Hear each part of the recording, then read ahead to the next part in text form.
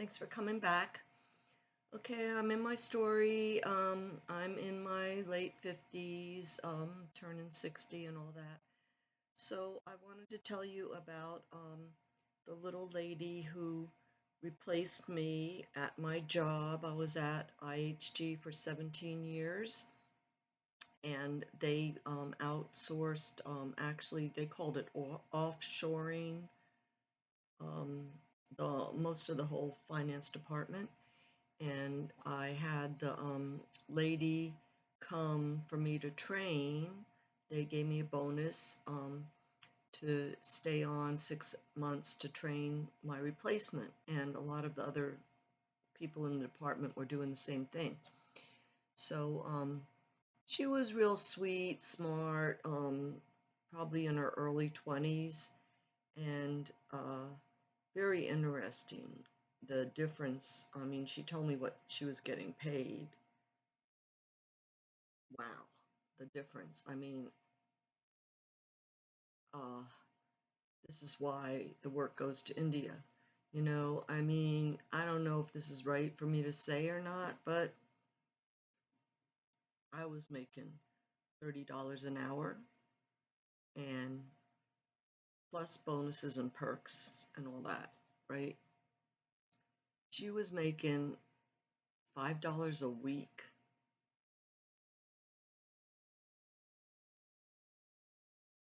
I think that's what I remember her telling me. Um, Maybe it was $5 a day, but it was just totally blew my mind.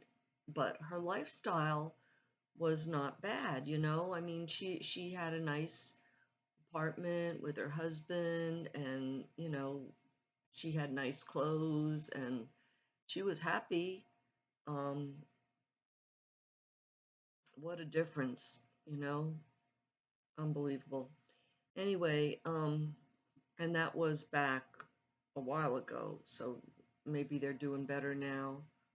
Um, I know a lot more are employed now with, American type jobs, or other countries are using them too, I'm sure. Anyway, she was really sweet. But what I wanted to tell you was that I like to tell you how God works in my life.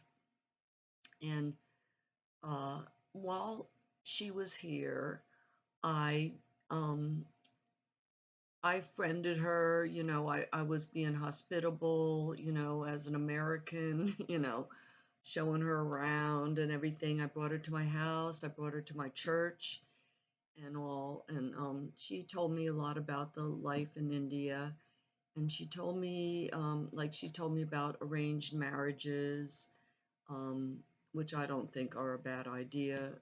They did have the option to refuse, and I think it's kind of good. I mean, parents always want the best for their kids, right? If they can match them up, it saves the kids some trouble. Dating isn't easy. But she did marry for love, she told me, and her parents approved it. And that was all good. And anyway, she told me that, uh, they're mostly Hindu, but they mostly don't really believe it. So um, she did like my church when I went there. And anyway, this last day that she was going to be there, we went out to lunch with the group from the job, with the other people from India, other people that were training. I don't know how many of us there were, probably 10 or 20 of us went out to lunch one day. We went to a different place that I had never been to. This is in Alpharetta, Georgia, okay? Suburb of Atlanta, but I mean, only a few years before it was all farmland out there, and they had developed it and all in the 90s. And this was just, um, it was around, well, anyway, I was going to be 60 soon, so it was around 2012, I guess. Um, I don't like to do math in my head, and I don't think so good anymore. I'm telling you. I my I would do this more often, but my thoughts get all jumbled and all. I don't know if it's my disease or it's just because I'm getting old or what. But I have a hard time sometimes keeping my thoughts straight and even remembering whatever. But I'm doing my best, and that's why I'm doing this, so I can get it down, right? While I can kind of sort of remember it the best I can. So anyway, we went to this lunch, had a very nice luncheon. It was just she and I on the in the my car, right? And afterwards, I got lost because I had never been to this particular restaurant before, and I took a wrong turn somewhere, and I ended up in the farmland of Alpharetta, and riding around, didn't know where I was, did not have GPS at that time, uh, and she told me while we're riding around, she said she wasn't concerned at all. I didn't really care because this is like my last day of work, but I wanted to get her back, and we had already been over an hour at lunch, I'm sure. So she said she wasn't worried at all. And she said, "Tell me more about Jesus. I want to hear more about Jesus." So I started talking to her about Jesus, about the Bible, about my faith, about my personal relationship with Christ, what he's done for me, about when I saw my angels. I got to tell her all that stuff, and she was just all ears, eating it up. And, I'm apologizing for getting her back late to work, but when we got back, she said, "Susie, I am so happy we got lost because I wanted to hear more about Jesus." And so that was God. Thank you, Jesus, because I was able to witness to her, and that wouldn't have happened if we didn't get lost. Because even though I took her to church, I am not an evangelist. I don't push my beliefs on anybody. I only open up like that when they're interested. And she didn't let me know how interested she was until at that time. So it all worked out perfect. And Twisha, if you're watching, I still love you. And we're still on Facebook. So that's cool. Um, so I got laid off, and um, I felt like I had to get a job right away. I mean, I had my house and I wasn't getting any money from anybody. My son was living with me, he was going to school, um, and my mom had moved out, and she was giving me, like, I think she was giving me 700 a month, something like that. Um, anyway, I had to get a job right away, so I took the first thing that came up, which was way beneath my level, and I was only making half the salary that I was making at IHG at the hotel company. Um, Good side was that it was very easy. Bad side, I was very bored. I knew more than my boss, which is not a good thing. And it was a lot of data entry again. It was like going back to entry level almost. And I got the real bad arthritis again, and my fingers started hurting me really bad. And a couple things I'll just mention about that job. I was there for 2 years. I did make two nice girlfriends who one I ate lunch with every day, the other one worked with me together at the job, and that was good. My boss, he was a nice guy and all. I just want to say that a weird thing happened. One day, it was towards the end, towards quitting time. Most of the people had already gone. It was probably 4:30 or 5 o'clock, and he was acting very, very strange. I mean, he was acting like he was hallucinating, saying things that had made no sense. Then he got up and started running and dancing down the aisle. I mean, really strange things. That was nothing like him. This guy was really straight. I would think that he was like on acid, but he was too straight. I wouldn't believe that he was even smoking pot. You know, he was not that type at all. So, uh, my one friend that I worked with there, she was crying when she saw him like this because he was really strange. I mean, you couldn't ask him a question about the job because he wasn't there at all. His brain was somewhere else. And anyway, she was crying, and then she and I went over to the other side of the building where they were having a staff meeting with the head people up there. And we just told him, you know, something's going on with him. I said, I think he's having a breakdown. You need to go take care of him. Might need to call an ambulance or something. And they said he's diabetic. Now, we didn't know that. I mean, we had no idea, but they knew what to do. They gave him some sugar. He got better right away. It was amazing. Um, then I found out that it was the day before his colonoscopy and he was doing his cleanse. So that probably messed up his whole sugar insulin thing, and that's why he was having some kind of that strange reaction. Um, but just telling you, sharing that so you know if you know someone who's diabetic, how serious it can be. And if they act really strange, you know that's why. So I've never seen anyone act like that before, unless they were on drugs. So, moving on now, I went out on disability uh, because of my arthritis got really bad again. And I was still living at this time uh, at the nice subdivision where I had the nice little ranch house, and I had some nice friends there.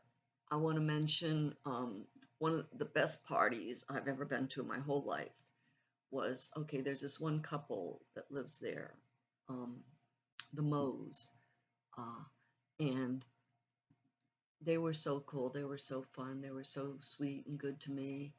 And um, they had a party for his 50th. And that was like one of the best parties ever in my life. I mean, they went all out and invited everybody. They knew they had a limo waiting to drive people home so they could drink as much as they wanted, you know? And went there, had a blast. And my boyfriend, I was still with that guy. He drank too much. I mean, it was bad. He drank way too much. I had to leave him. I mean, it was like I left at like 2 in the morning and I couldn't get him to leave. They even asked him to leave because he was out of line, but he didn't leave. And I left, walked home at 2 in the morning. I mean, it's right in my neighborhood. I was very mad at him. And he came rolling in at some time, 5 o'clock or something in the morning, and I made him sleep on the couch. I was mad at him that night. Anyway, it was a great party. And I went with the wife um, and some other ladies from the neighborhood, Poquino buddies. We went to Alabama. One of them there had their in-laws owned a lake house in Alabama, and they would go every year, a bunch of girls, and sometimes the guys would go. I mean, they were mostly all married. I was like one of the only few single people around there. And but when the girls went, I went 2 different years in the summer. We went out on the lake and stayed in the big house and had a good time. Long weekend. It was only like 2 hour drive. So good neighbors. It's so nice to have good neighbors. And I went. Okay, so I was on the disability, and it was time to go back. They give you 12 weeks max, and I could not go back. I was hurting too bad. I was not able to go back to work, so they terminated me, which I was pretty happy about that because I hated that job. Um, but the disability was not enough to live on. It wasn't enough to pay my bills. I did have some savings, of course. I was only 60 years old and I hated to be dipping into my savings just for my monthly expenses. Um, I knew that it wasn't right. I mean, I couldn't keep living there unless I could get a better job. So I started looking, but I couldn't. I was on disability, but I was knew I needed a better job. But anyway, I had to short sell my house. This was 2009. Okay, I did want to mention that I had that big birthday party for my 60th. Um, it was right before I ended up doing a short sale for my house, but it was so great. I had such a good turnout for my party um, at the pool in my subdivision there. That was kind of like my big farewell. Although I don't know if I knew that I was moving yet, but I moved soon after that.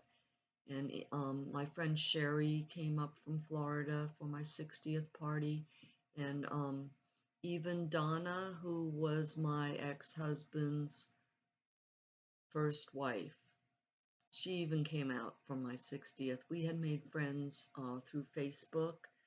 Um, when I was married to him, we used to have to talk sometimes because the kids.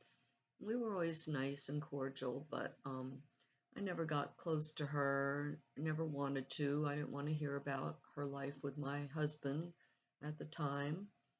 But after our divorce, we became friends on Facebook and we actually hung out a couple times. And she came to my birthday party. That was very nice. She was a very gracious person to even want to be friends with me. Um, So I did the short sale. My house sold right away, and I was like, oh my goodness, where am I going to live, right? And I started looking at apartments, and I found out that no one wanted to let me in because I wasn't working. I was on disability, and it was not much money every month coming in, and it was me and my son.